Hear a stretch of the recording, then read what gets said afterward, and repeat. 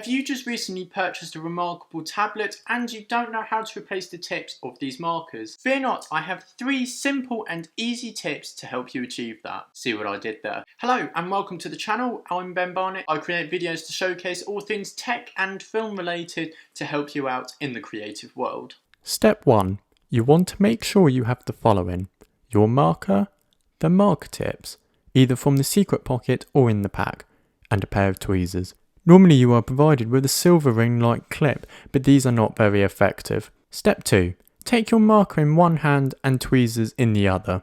Use your tweezers to get a good grip on the tip of the marker and firmly hold whilst pulling apart. You will know when the tip is out when you see the plastic stem. Step 3. Take your new tip and insert the stem first and make sure it is flush to the edge of the marker.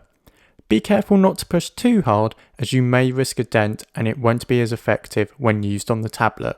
Don't forget to chuck the old marker tip into the bin, and you should now have a marker with a new tip from those 3 easy tips.